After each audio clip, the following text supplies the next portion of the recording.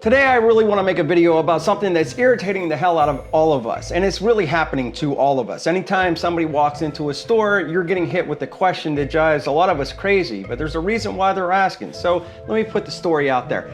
Ever walk into a store and just buy something very simple, a thing of socks, maybe a pack of gum, something very cheap, and the next thing you know, you go up to the cash register and the cashier asks you if you'd like to save 20% on your order.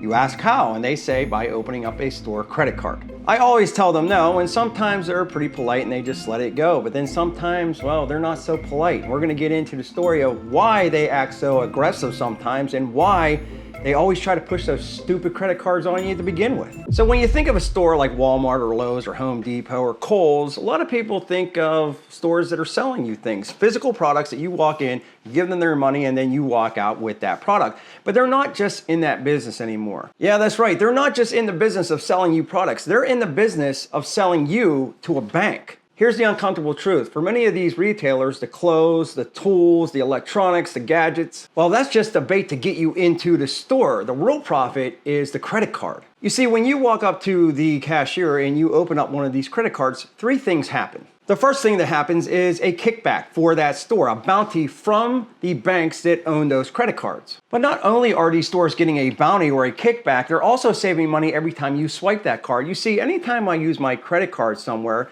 the place that I'm using the credit card gets a fee, like a 2 or 3% fee charged to them from the banks. But if Home Depot or Lowe's or Kohl's signs up and goes in cahoots with one of these credit card companies, well, then they don't have to pay those fees. So they're saving around 2 to 3% on every swipe of that card that you make in their store. And the third, but most important, the banks get a new customer, you. You see, they tell you to get into this credit card if you wanted to save 20%. If you open one up today, that might save you some money, but they're probably going to charge you 20 to 30% anyway on that interest. So are you really making out? Nah.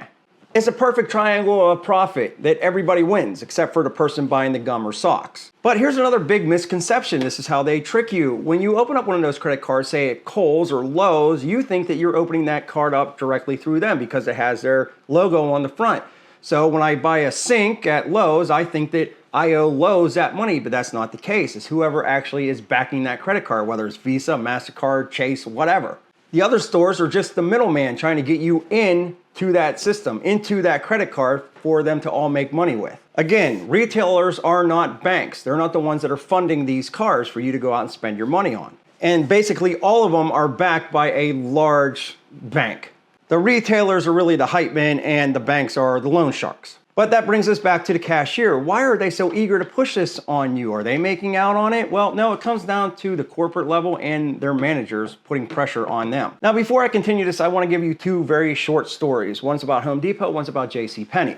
First, the Home Depot. I'm at that store at least 3 times a day. I'm always at the Home Depot. And every time I walk in there and I go up to the cash register, they ask me, would you like to open up a Home Depot card? And my response is always no. And usually I feel to myself, if I'm polite, they'll just leave me alone. But then they go on and continue. Are you sure you could save 20%? I only have one 2x4.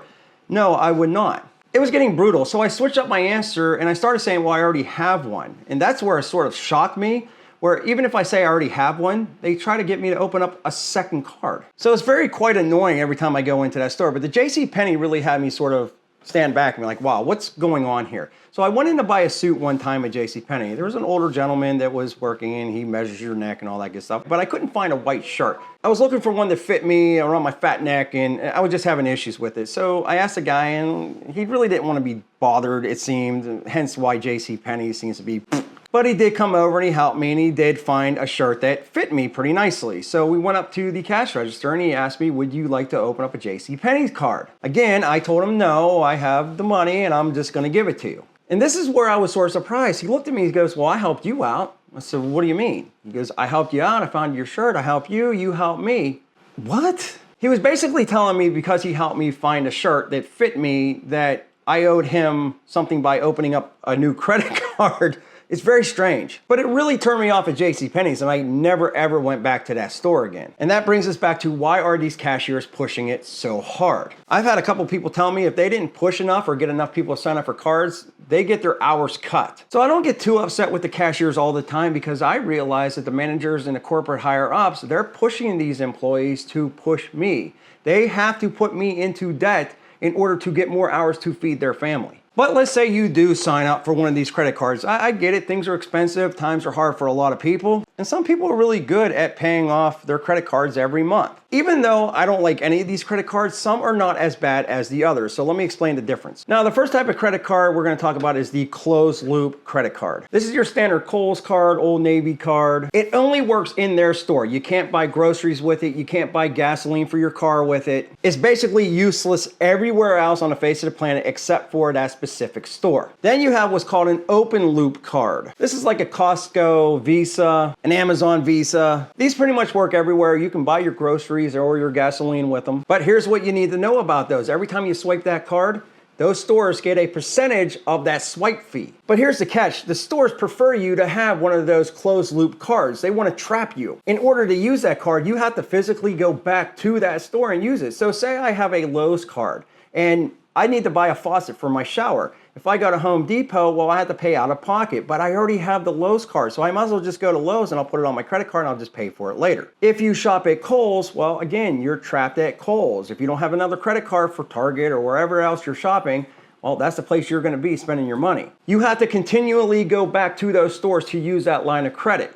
They trap you, but it also forces loyalty to that brand. But to be fair to the system, if you know what you're doing, you might actually have this thing working out in your benefit. I mean, there are some cards out there that are actually not that bad. So let's take Lowe's for example. You see, if you have a Lowe's card or a Target Red card, they will both give you 5% off at the register. Amazon gives you 5% cash back. So if you are somebody that pays off their credit card every single month, you're actually getting free money from these companies. And that's not a bad thing. However, if you're somebody that likes to skimp every once in a while on their payment, well, that might be a different story. But beware of the copycats. We'll use Home Depot for an example. They don't give you the 5% off. They'll offer you special financing. And that sounds nice and all until you read the fine print. And that's where you find the nastiest trick in the book.